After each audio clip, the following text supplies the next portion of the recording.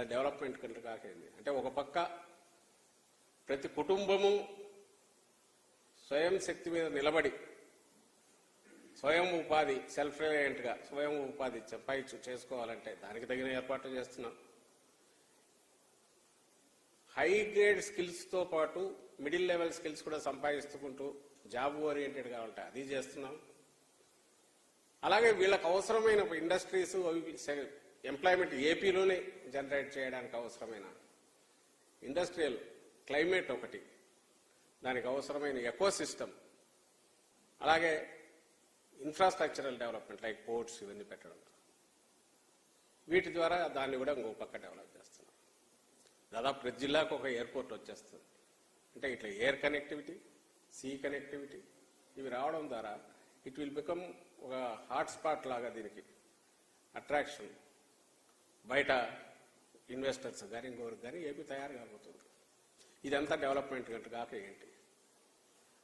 నేను ఇది ఇంతగా ఎందుకు చెప్తున్నా అంటే ఇది అపోజిషన్ వాళ్ళకైతే సమాధానం ఇవ్వడానికో లేదా డెలిబరేట్ కళ్ళుండి చూడలేకపోవడమో లేకపోతే నిద్ర నటించే వాళ్ళు వినదలుచుకోక వాళ్ళకి చెప్పడం కాదు.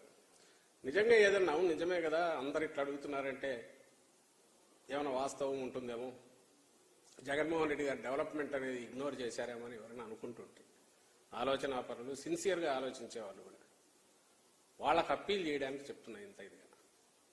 సో ఇది రియల్ డెవలప్మెంట్. దీని ఫలితాలు ఆల్రెడీ మొదలయ్యాయి.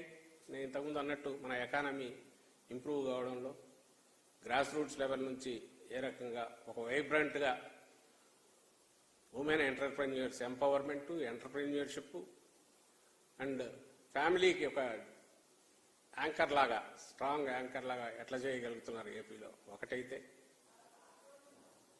దానివల్ల పాజిటివ్ ఆల్రెడీ ఎకానమీకి ఎట్లా బూస్ట్ వచ్చింది చూస్తే, రెండోది నెక్స్ట్ స్టెప్కు పోవడానికి అవసరమైన వాతావరణం క్రియేట్ చేసే స్టెప్స్ ఏ రకంగా తీసుకున్నారని చెప్పే ప్రయత్నం చేశాను. కాక ఇంకా చాలా ఇండస్ట్రీస్ చాలా ఉన్నాయి, అవన్నీ దీంట్లో వేయడం కూడా కష్టం, ఉన్నవి అవైలబుల్ కొంత చూపించాను. సో అల్టిమేట్లీ నెక్స్ట్ 5 years ఈ కంటిన్యూయేషన్ ఇట్లా అయితేనే ఏపీ మన కంట్రీలో అత్యంత వైబ్రెంట్గా అనుకునే గుజరాత్ కానీ బాంబే అటువైపు కానీ వాటితో పోటీ పడగలిగిన దీనికి ఆంధ్రప్రదేశ్ వెళ్తుంది. వైజాగ్ క్యాపిటల్ మూవీ అయితే that it self will become further growth engine లాగా పనిచేసి హైదరాబాద్తో కానీ బాంబేతో బెంగళూరుతో కానీ చెన్నైతో కానీ పోటీ పడే మన సిటీ మనకు ఎగ్జిక్యూటివ్ క్యాపిటల్ సిటీ మనకు వస్తుంది. ఇన్ని పాజిటివ్ వీటిని తీసుకొచ్చే ఒక వ్యక్తి 5 ఏళ్లలో ఇంత డెవలప్మెంట్ చూపి ఎంటైర్ టీంను కదిలించి గవర్నమెంట్ను కదిలించి అందరి మైండ్ సెట్ దానికి తగినట్టు మార్చి ఈరోజు ఇంత ప్రోగ్రెస్ సాధించిన జగన్మోహన్ రెడ్డి గారు వచ్చే 5 ఏళ్లలో దీన్ని కంటిన్యూ చేయడం ద్వారా ఈ స్టేట్ని ఎక్కడికి తీసుకుపోతారు అనేది ఎంత పాజిటివ్ పెద్ద ముందడుగు ఎంత వేయించగలరు అనేది.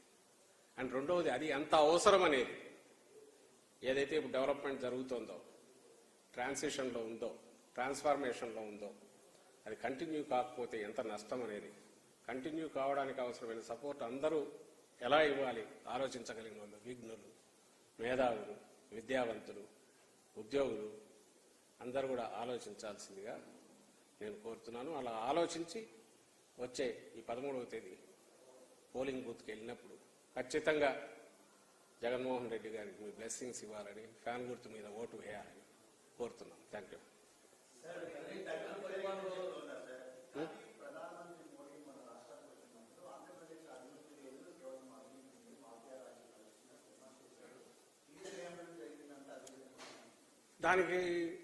దానికి ఆన్సర్ ఇవ్వాలంటే నేను పొలిటికల్గా మాట్లాడాలి. ఒకటి, ఆయన ఆ ప్లాట్ఫామ్ మీద ఉన్నారు. అదే మోడీ గారు అంతకుముందు 19లో వచ్చినప్పుడు ఏమన్నారు మీ అందరికీ తెలుసు. పోలవరం ఏటీఎం చేసుకున్నాడు, అవినీతి పరుడు, ఎక్కడన్నా అవినీతి సామ్రాట్ అంటే చంద్రబాబు అన్నాడు, యూటర్న్ బాబు అన్నాడు, ఆయన నాన్న అన్నాడు, ఈయన ఆయన ఇంకా ఆల్మోస్ట్ బండబూతులు ఈయన తిట్టారు. ఈరోజు ఎన్నికల ముందు హడావుడిగా కలిశారు. కలవగానే చంద్రబాబు ఏమి ఇచ్చాడో ఆ స్క్రిప్ట్ ఈయన చదివారు మోడీ గారు. అంతకుమించి దాంట్లో కనపడట్లే. నేను ఇప్పుడు ఆన్సర్ ఇస్తున్నది వాళ్ళకి ఇవ్వాలని కాదు, వాళ్ళు అట్లే అంటారు. జనాన్ని మభ్యపెట్టాలని, 14లో చేసిన మోసం మళ్ళీ చేయాలని, మేము ముగ్గురం కలిసి స్టేట్ని ఎక్కడికో తీసుకుపోతామన్నారు. పైకి తీసుకోవడం అటు నుంచి అధఃపాతాళానికి తీసుకెళ్లారు. ఆ వెళ్లడంలో కూడా ముగ్గురు లాస్ట్ వరకు లేరు.